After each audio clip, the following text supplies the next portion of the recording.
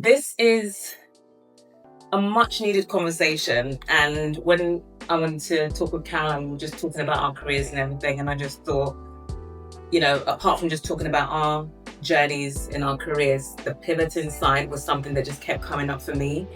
As a woman in her 50s, I was talking to a lot of women who were like going through that change in their lives and just questioning how to take the next step. And I'm like, okay, it seems like we're all going through it at the moment. Like there's no woman, even yesterday I had 2 American women from Boston came in and we started having a conversation. Before I knew it, this woman was crying because she was like, I'm changing my life. You've just given me so much to think about. And I was like, yeah, it's such a much needed conversation. So I want this to be very open dialogue. Do not be afraid to put up your hand if you have something to say while we're having the conversation. If you have questions you want to ask in between, we'll do Q&A at the end of it. But it's really a back and forth conversation between us and you guys. So don't be afraid to ask or, interject when you feel like you have something worthwhile or questions that you want to ask. For those who don't know me, I'm Carolyn Chinakwe. I'm a mixed media artist. This is my space. And for me personally, pivoting, I've literally done it all my career. Like since I was 23, I was self-employed. So changing careers is all I've ever known, like literally pivoting all the time and just being ready to change. So I'll give you my advice in terms of how I've done it and what I'm doing next. But let's start with Caroline. So Caroline, tell us about you first. Thank you for inviting me to sit and chat with you. Yeah. Bit of a backstory. We've known each other kind of in passing for quite a while now, through friends in common, through just popping up and seeing your work. I think I helped with one show somewhere once. Yes, I had a pop up in Piccadilly on Piccadilly, and Caroline helped with that. So being able to sit down and just have a chat, because you arrived in Brixton just at the time I've moved back to Brixton. I thought it was a really great opportunity, and when we did sit and chat, you immediately said, well, do you want to come and have a chat? And I thought, well, that's brilliant, because this is exactly what we need, and this is the kind of thing that quite frankly makes the difference in pivoting and change. It's about talking to one another and actually finding new people, new audiences, new ideas, which generally come from the minute you're able to just step out and say, hey, who are you, what do you do? But yeah, I'm from Brixton, and I've just moved back. I've always been around Brixton because my mum still lives here, but I'm a graphic designer. I went to Norwood Girls' School, Merton Sixth Form College and London College of Printing, which was just down in Elephant and Castle, so proper South Londoner. But yeah, I'm a graphic designer, branding, identities, exhibition design. So let's start at the beginning for those who don't know, in terms of careers, before we get to where we are right now. So you finished school, and the ambition is to do what? I studied retail interior business management design, which is such a mouthful and nobody knew what it was. And they actually changed the name of They actually changed the name of the course after I graduated to interior architecture. Right. So I just say that because what we did was design interiors for public and commercial spaces. So it's kind of a bit more than homes and home decorating. It was shops, restaurants, bars, that kind of design, and with that came branding. Was that at uni or college? Yeah, at London College of Printing. Okay. But I got my first job by walking down the road to Loughborough Junction because I found an ad on some old blog site, Craigslist, which I don't think exists anymore. Did we have Craigslist in London? Yeah, for a very short time. God. Yeah, that is an American thing. Yeah, but they actually laughed when I went in the door because they said, oh my God, that advert is like 5 years old. But they gave me a job. Oh wow. So yeah, saw an advert 5 years. Yeah, because internet back then was kind of like basic. Right. I think it's important to let people know how you get the jobs, because I speak a lot with young people and they always really find it very difficult to get their first job. But it's the same, I think, then as it is now. It's just a bigger landscape, right? There's more people, more jobs, more definitions. But you've got to just put yourself out there. So I got this interview, I got the job. they said, yes, you got the job, can you start next week? I said, great, what is it? They said, graphic design. I said, oh. And how long were you there for? About 2.5 years. And I think that's probably my first pivot, because I was really scared to look for another job, so I quit and went travelling. Okay. So that became a pattern for the next couple of years. Come back, get a job, decide that, I've had enough of this, and then go travelling. So I've always managed to kind of get out of work and then get back into work. And I think that's been part of what's allowed me the confidence, perhaps, in my later years of work to jack it all in and start something new, so to speak. Mm-hmm. So you travelled, how long were you away for before you came back? You were like, okay, I need to settle down and do something.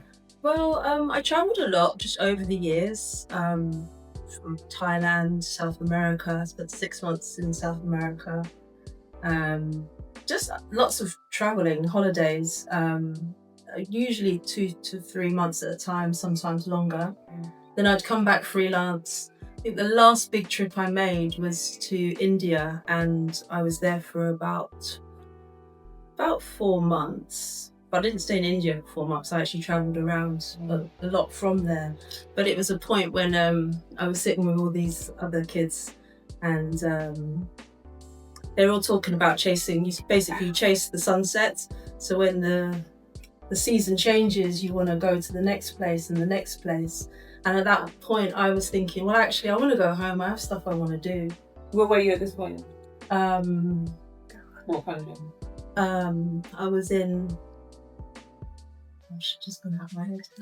India. Doesn't matter. Yeah. But yeah, I was ready to come back, and that's when I came back, and I decided I was going to take a bit of time out, and I was going to start Chill Create. And that's when I did Chill Create, my fashion brand. Okay, so Chill Create was a fashion brand first before it became a graphic design brand. Okay, and so you did architecture at school. Yes. Then you did graphic design. Yeah. And then you came back and started the business in fashion. Yes. And what was the fashion background from? It was just the fact you that loving fashion. I always wanted to be a fashion designer when I was a young girl, and I remember the teachers saying, nah, you can't be a fashion designer. You can't be an artist. You'll just be broke and starving. Yeah. I remember that significantly. You'll be a starving artist. Yeah. And you don't know anyone, so you can't be in fashion. So I had a bit of time, and I decided I was going to do Chill Create. And I wanted to create something that was Brixton based. So I had this thing, Brixton Chill. And I did sweatshirts, hoodies. I designed some fabrics, had a bag. Samantha from United 80, who is also coming back for a pop-up in the next few weeks. Does everyone know Samantha? Yeah. She helped me a lot with that. That's part of the community that allows you to build. So what gave you the confidence to go from being employed, obviously you travelled. Yes. And then to decide to not come back, you came back to the UK, and rather than going straight into work, you decided, I'm going to go straight into self-employment. So there was a catalyst, a lot of things happened. I had been working, and I did have a full-time job. Left that job as soon as I could. I've been talking about it earlier when I actually got my mortgage approved. I quit on that day. Yeah. So I was like, that's what I'm working for. So tell us about that point. A few personal things happened in my life over those years, and when I quit, it was like, right, I actually need to take a break. And I wasn't well. I suffered from epilepsy for many years. And I had 2 seizures at my desk. Oh my God. Yeah. So that was part of the catalyst, which said, actually, this work is not good for your soul. Did the workplace do anything about that for you? Did they kind of provide risk assessment to make sure that you were... Risk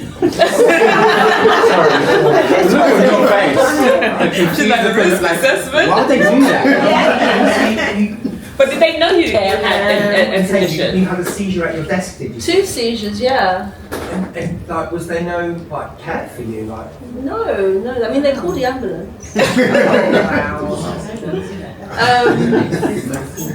But it was a clear sign to me that Something was wrong. something was wrong, and 9 a.m.s don't suit me. They just don't. I didn't become a creative to have to prove myself at 9 a.m. every freaking day. Like, I can design all day. I can design all day, all night. 9 a.m. is really insignificant. And it used to really bug me because it would be like 10 past 9 and they'd be like, cutting the line there, Caroline. But no, it just wasn't good for me. It wasn't good for the soul. It wasn't good for my health. So, once I'd made that decision, it was just a matter of time. So, I got a personal trainer and I used to go on my lunch breaks and work out, and they didn't like that because I didn't work through my lunches and started leaving on time. But I was still doing the work. They couldn't actually complain. Everything I do always gets delivered.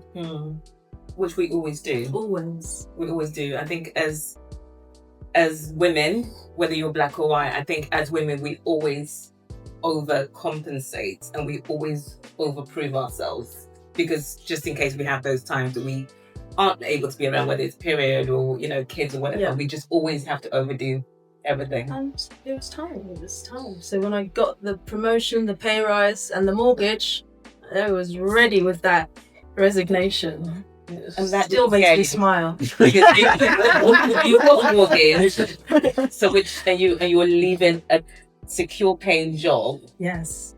To go along with a mortgage that you just signed, and that didn't scare you. What scared me more was staying in the role. And I love that. What scared me more was losing myself and designing for people that how could I live with myself knowing that I'm designing for betting shops, which are like a plight of our community. I'm designing for people who's, like I said, fifth or sixth homeowners. And, I'm sitting in these meetings and it just made me feel sick, to be honest. Everyone's lovely, but the work was not lovely. The culture was not lovely. And the output, I was like, my dad was a humanitarian. My mum is an absolute legend in the kind of social justice space. How do I feel good about myself designing for betting shops? It just didn't work. Yeah, I mean, I can rate my story pivoting and leaving a full-time job. So I worked literally not even up to a year. I think I worked maybe 6 months. I had a child at 23. Nearly 1 year of his life, my mother-in-law was looking after him.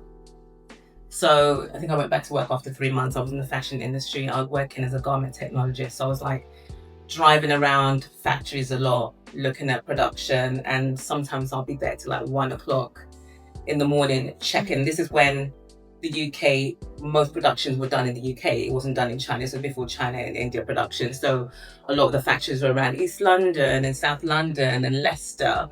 And I was called a roving QC, roving quality controller, which meant that I was driving everywhere, around London checking production.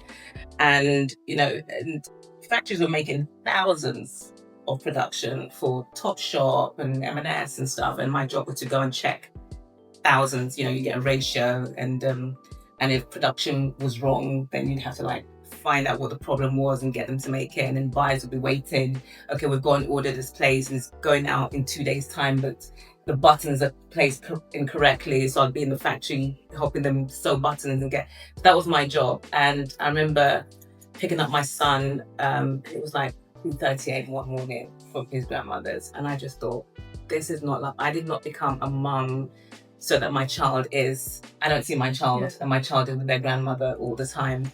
And I think the week after I quit, and I was like, as you said, my soul was just not being fed. My soul was aching.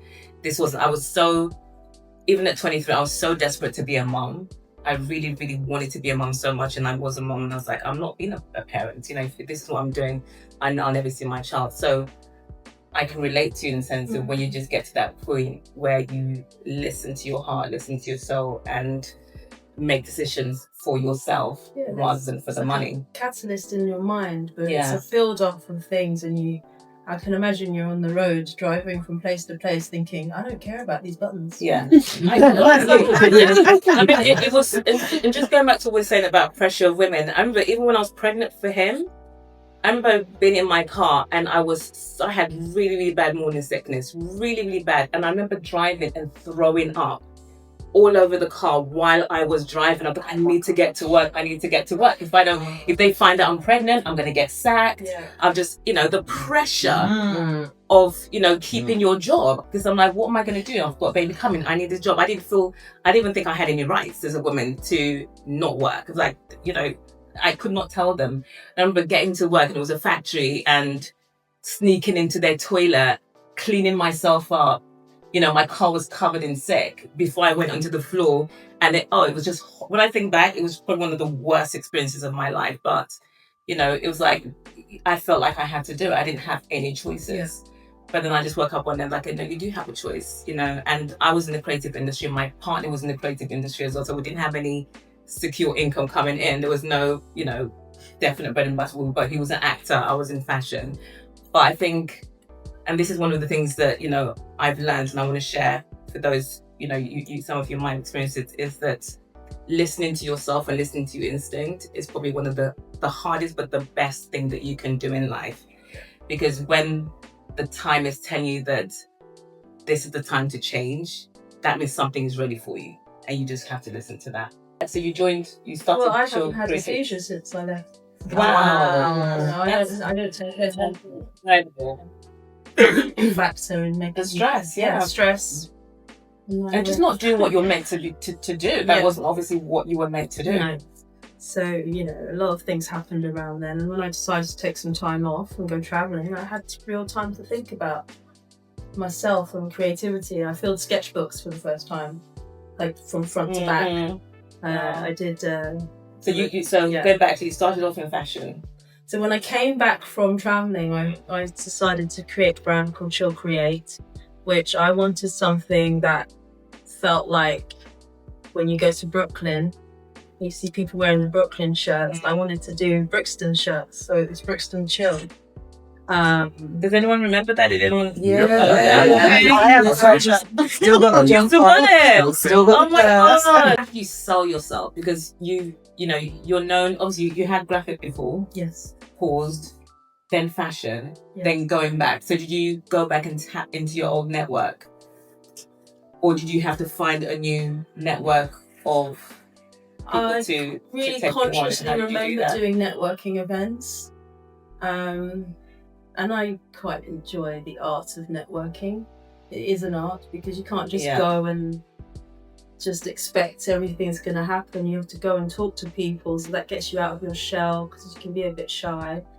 I wouldn't call myself shy anymore, but you have to go and you have to meet people, and I think that was part of the fun of networking, and you never know who you're going to meet. So all those breakfast meetings, networking clubs, events, random ones in London Bridge, Black Women Network, different networks, and at some point you meet somebody who's interesting. But starting a business, I mean, for me, I just want to go back into, because when you're starting a business and you're taking a risk, obviously the risk is there starting it, but finding that first client, it's like knowing that you're good enough to start this, having that confidence to know that, okay, I can make this work, I can find a client and I can charge them what I think is right. It's like that journey. Where did you get the confidence to do that, and how did you go about doing that? Well, I can often talk about an early mentor of mine, John Daniel, who was also a Brixtonite that many of you might remember. He was a real advocate for creativity. He did an article, he had a column where he would interview designers from the diaspora, and he interviewed me, and that was really inspiring because I then had a little piece in Design Week.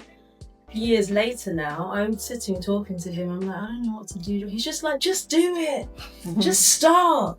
John actually gave me one of my first clients. So he introduced me to Tallow Theatre because he said he was too busy at the time and he really thinks he should pass it on.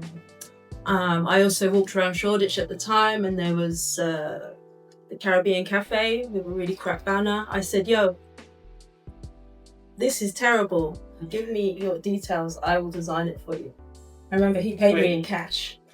Okay, And I remember so you charged him thinking- as well. I charged him, yes, you don't work for free. So I charged him, I didn't know what to charge him, and I remember him taking a wad of notes out of his pocket and just whipping out like 2 of them. And I was like, damn, I should have charged more. That you don't work for free. You don't work for free, no. There's always got to be some kind of exchange.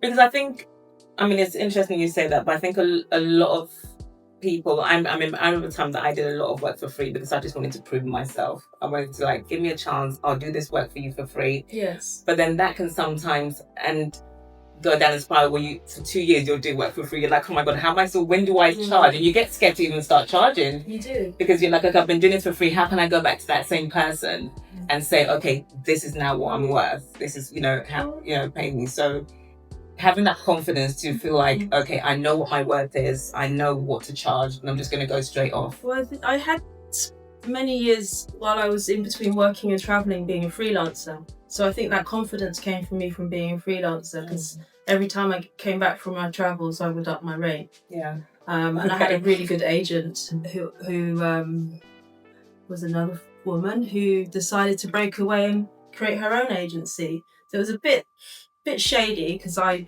went with her because I thought, opportunity, she's leaving this agency who's not giving me any love. I'll go with you and we'll have a good deal. So we kind of did that a little bit underhand, but she was an amazing agent for me after that. So every time I went away, I would come back and charge more. And she got me into some brilliant jobs. Some jobs lasted a month, some jobs 6 months, some jobs just a couple of weeks. But she was a brilliant ally. So it's about recognizing the people that can help you. So I have done work for free, but it's like, well, what are you going to give me in return? So if I do this work, am I going to get some kind of kudos? You don't really want to chase clout, but if it's going to be seen in certain places, or, I worked with my wonderful osteopath for years, because as a graphic designer, you need work done on your back. So there's a nice exchange there. Exchange, I think. So what are some of the top clients you've worked with, and how did you get those?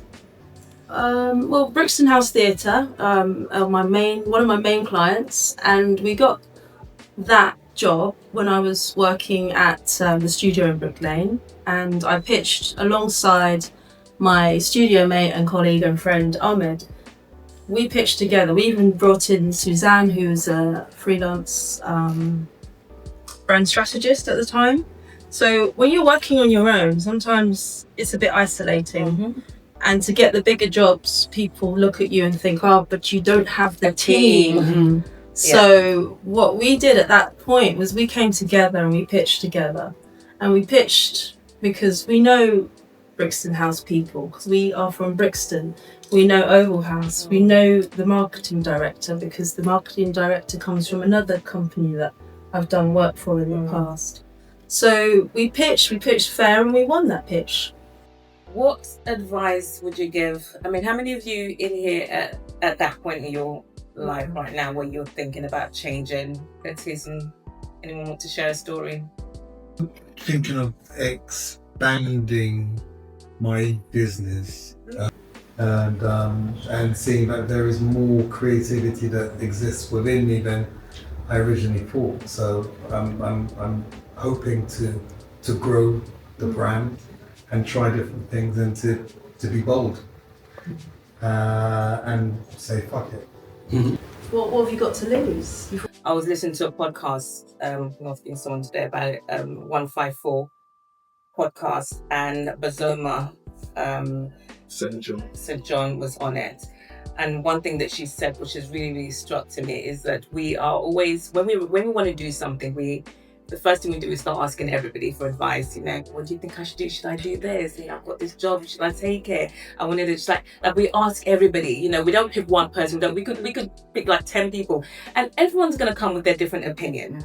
And the opinion they're gonna give you is based on their journey, their experience.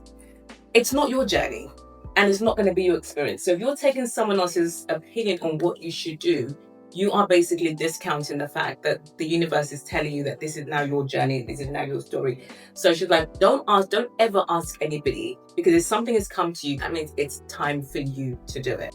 A lot of women I'm talking to is at that middle age when you've been so secure for a very, very long time in a job. That's a different kind of boldness, because you're changing a whole way of life, a whole way of being, to then do something that's so out of your comfort zone. It's like, how do you do that? I think you have to look at where you are and recognize your skills and talents, and understand how many of those skills and talents are extremely transferable. So number one, that should give confidence. And number two, you just have to be straight and ask yourself, is this what I'm going to be doing in 5 years' time? Because ask yourself, where do you want to be? Where do you want to be in 5 years' time? Yeah. Where do you want to be in? And then you can go forward from that and back from that. But if you can honestly say that, you know, you are here now and you really don't want to be doing what you're doing, you have to change something. Because there's no point keep thinking about it or keep talking about it or asking, should I do this, should I do that? You have to take some action. And it can sound crazy to say, all right, I'm going to pivot and I'm just going to quit my job and start something new. Although I do know somebody here who's done that very recently. Who are they? Charlotte. Go on, Charlotte. I just left my full-time job to go into, so it was a high-paying job. I was in senior management for the National Gallery, and I've decided to go into fashion styling. Oh wow! Yeah, but tell us.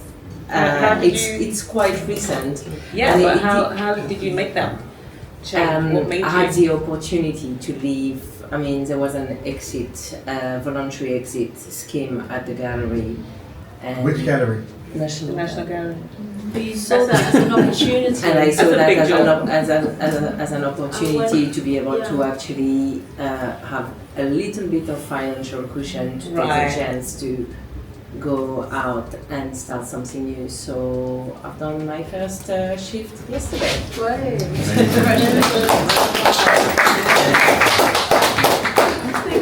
That's amazing. Finding opportunities, because the universe does present opportunities, right? Yeah. The trick is being able to recognize them when they come. And it's not really about luck, because if you've already been in the mindset and you've already been thinking about it and you already know that you've got the skill to do something in this other arena, then when that opportunity presents itself and you get that, oh my God feeling, that's actually a signal to say, yeah, fuck it, let's go. What is your drive right now? What is, like, you know, you've done a lot of amazing things for, you know, for Black women in the UK. There's not many of you that I can think of doing what you do.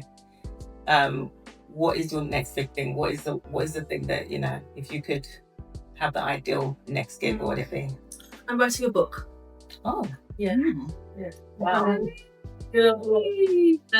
It's gonna actually be a book which goes right back to, say, my earlier points about my mentor John Daniel and his column Four Corners, because I feel like graphic design as a trade is one of those things that kind of gets overlooked. Although everything is designed, everything you buy, everything you look at, the graphic designer has touched. Someone's done it. Yeah. Someone's done it. Every brand. And we just kind of merge into the background. You never really get a credit, or you have to fight for a credit. And then you look at the industry. I've been independent now for 10 years. But every time I look at an agency that, say, beat me to a design pitch, and I look at the about section at who's who, there's no representation. There's no Black people. There's barely any diversity, whether that's female or just people from the global diaspora. It's whiter than it was when I was at that kind of workplace. So my book is going to basically it's going to feature all the Black designers I know. And if you're listening, I'm going to come for you soon. I've already got my list. Most of the people who are friends and designers are on that list, but it's going to be specifically about graphic design. And I want it to be a reference point, a coffee table book, where we literally can create a showcase of all our work. You know, when I walked into your shop, you know, it spins off 1,000 thoughts, because I've got patterns, I've got designs. Where do you get your inspiration from in terms of when you think of a new, like, I don't know, what's next? Is it a painting? Is it a lampshade? Is it? Where's your I think drive come from in that respect? yeah, for my pivoting journey, just to give you a little bit of background, I said I did fashion for 20 years, 20 something years before I went into art. And my pivoting journey was really instinctual. It wasn't a planned journey at all. It didn't come from passion either. There's a lot of people that have come from, I've had this passion for such a long time. I've had this interest and I don't know how I'm going to go about doing it, and just been there. Maybe they were, in law before or teaching, whatever. And mine wasn't that. I was minding my own business, doing fashion, but I did want to leave fashion, but I didn't know where I was going to go. I thought it was still going to be within the fashion industry. The art industry came out of absolutely nowhere. I'm a self-taught artist. The last time I did art was GCSE before I became an artist. Didn't like the art industry, hated going to museums and galleries because of school, when they forced you to go, and I just hated it so much. So for me to now, 6 years later, call myself an artist and have my gallery is just insane to me, because it wasn't planned and it was very, very instinctual. And I kind of got to a place in my life where I learned to listen to my instincts, and I learned to listen to the universe telling me this is what you're going to do next, and not challenging it, not questioning it, just going. And it's something that you learn, but it's also something that you train yourself to do, so that trusting, for those that believe in God, and faith is not something you just word. You have to really practice it all the time, and practicing whatever you're meant to do, you will do, and the universe will catch you. You will never ever fail. You'll never fall. You just have to trust it. And when it comes to creating my work, again, it was just not planned. It was just instincts. It's like lockdown as well. Do you remember that? Yeah, I mean, lockdown was lockdown. It's stuck, and I just remember you thinking, "I've got to do something." It just happened. Yeah, I mean, I started working on my collection before lockdown, but again, leaving fashion to go into art, it was a year of hell. I call it probably the crazy of my life, because I left, and even though I was self-employed, at least it was in a career that I really understood and I knew, and I've been in for 20 years and I was secure in. But I left that to go into a career that I knew nothing about, knew nobody in, didn't know how it was going to work. And it was one of the most depressing years of my life, because I was a single mom, had a young child. I was like, okay, I'm doing something that I don't know. But again, just having faith that what I was doing was right. And thank God it worked for me. But when it comes to designing, it's still very instinctual. Like, you come from just like and love and passion for just creating and just letting myself just go with the ideas. That's the only way I could describe it. Anybody have any other questions for Caroline? Yeah? Hi, I don't have a question. I want to say thank you to everybody in the room for sharing. My name is Denny. I'm from Atlanta, Georgia. Nice. Thanks for coming. Yeah, of course, I was walking past. Yeah, I was like, oh, there's a lot of color. I'm interested. Nice. I'm over here with my partner. She is a photographer. She's studying photography at SCAD. And we're at the point where she's with her classmates, so I get to roam around by myself. Oh, nice. Right. Well done for coming in here by yourself. Divine appointment, divine intervention. Literally. I'm very grateful. I just graduated with my master's at my MBA, and I was studying data analytics. And it's because I'm good at business. I remembered I was smart. I was like, let me go study. And post-graduation, I applied for a job with the current company I worked for, and then I didn't get it. And I found out that I didn't get the role maybe 2 days before my 31st birthday. So I was devastated. Yeah. And so being over here, it's just been a breath of fresh air, and to see how art is respected so highly. And creativity is just very, very inspiring. And so in strolling in this conversation, talking about pivoting, I was crying in my Uber on the way over here, because I felt it was just that palpable, the inspiration. And I have my degree in data analytics, but I'm like, you want to go into film. So just to be around so many creatives, so many artists who have chosen themselves, who have said, this is who I am, this is what I want to do, and this is how I want to express myself. Thank you all. Thank you all for sharing. Getting a lot more inspired by, you know, the things that I'm doing because of my community. Yeah. So it's about doing this. So I'm really grateful for you doing this today. This is great. This is amazing. And it could be that you're already self-employed and you're in the creative industry, but you want to try something else. It's like, what would be the advice that you give them? Just do it. Just do it. Sounds funny, but it's 100%. I think action is nothing without intention. Intention is nothing. You got to have the intention. Yeah. But you have to action it. Yeah. It's so easy to just say it, but there's a lot of fear that holds you back sometimes from trying something different. But you've got nothing to lose, so you may as well try something different. One thing that really does help, and Matsi, who spoke earlier, you know, we Matsi and I are both at the moment doing accountability. So finding a partner, somebody that you can creatively talk about and just listen, and you then take turns in listening, take it like a month or two apart. That for me, because I've done this over the years with different people, I've had various coaches, like it's very different from asking someone randomly, what should I do? But finding an accountability partner is a really good skill and tool.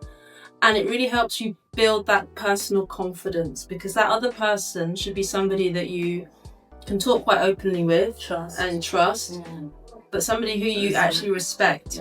And when they listen to you, as in just listen, and then you get to the end of everything, and then they come back with, okay, they're not telling you what to do. They're just saying, okay, this is great. So here are some points that you've mentioned. We'll meet up again in like a couple months. And when you do meet up again in a couple of months, you'd be surprised at yourself at what you've actually achieved. You might have not done anything on that list, but you've done 5 other things. And to be able to say, actually, I've scrapped that and I've done this, it's so empowering. And when you are an individual, that gives you that proximity to some accountability, which makes you feel good. It works, I think. Thanks for taking that first step. Thank you so much. Before you guys all leave, and I want to say thank you to Caroline. Thank you, Caroline. What's better than one Caroline too? Is, you know, I don't know how many of you know Market Row. Some of you are British, you know Market Row really well, but what we're really building on this platform, you know, me, Wayne, Rohan at the back, Mr. Shy Man, who has also pivoted a few times. No, that's Rohan there with the hand, not the one standing. Is we're really trying to build. It's called Cola's there. Kola and Zachariah, who's not here with us today. We're really, you know, talking what you said about the community and support. This is what we're all trying to build on Market Row, and just supporting each other. It doesn't matter what you're doing, whether you are in the creative industry or you're not in the creative industry, there's something that we can all help each other with. And I really want everyone to leave with that. You know, really, I want us all to be accountable for each other. As a community, making sure that you've got each other's back in one way or the other. You can give, whether it's a listening ear, advice, purchasing, liking their post, spreading it. We have to all do that. That's the only way we can build this community and make it strong and empower ourselves. So we're here. This platform in this space is open to you guys. If anyone has ideas of great talks they'd like to do, let's speak to me about it, or actually speak to Trevor. So how often are you going to be doing this? Well, we're doing it often. We've got a lot of really amazing programs planned, including music programs, which we're going to be setting up in this space, and it'll be all filmed and shared. So yeah, and I hope you guys have got something out of this tonight. And thank you. Thank